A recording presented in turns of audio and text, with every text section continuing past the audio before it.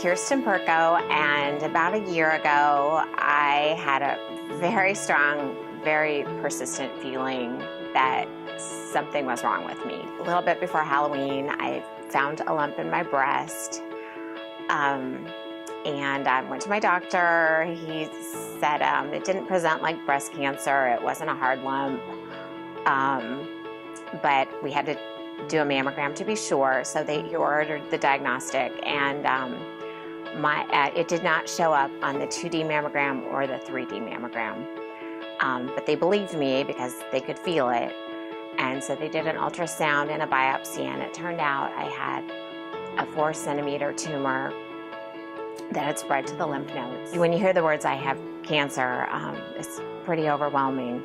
The way I had to handle it, I went into my head. I read literally 30 books about cancer and breast cancer on my Kindle, because I feel like knowledge is power, and it made me feel like I had a little bit of control in a situation that was out of control. And through that, I did learn that there are things that you can do to improve just the way you feel going through treatment, and also to help with a more successful outcome.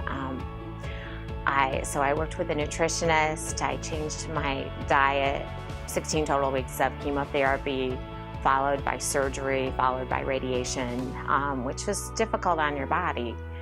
And one of the things that helped me a lot was I went to see Justin at the Wellness Connection for acupuncture. So acupuncture is used a lot more recently to help with the side effects from cancer treatments.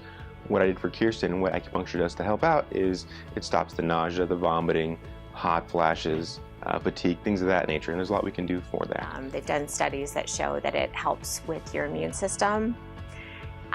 It also helps with nausea. I did not get sick, and I did not have any nausea, which I had a pretty strong regimen of chemo, so that was pretty amazing.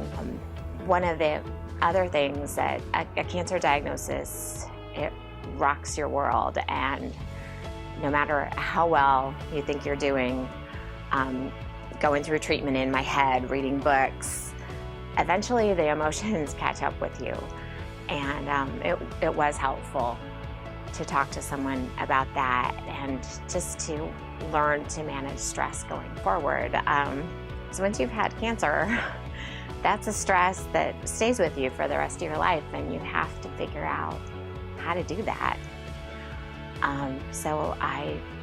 That has been really helpful for me as well, just to speak to a professional and just to figure out how I'm gonna live my life in a healthy way going forward. The good news in all of this was my doctors do consider this particular cancer to be cured, and I don't have a crystal ball. Sometimes breast cancer comes back, but right now I have a clean bill of health, and I'm really grateful. And I'm really grateful to the Wellness Connection. They've had so many resources here that were able to make a difficult journey easier. And I hope to keep living a long, healthy life. So thank you.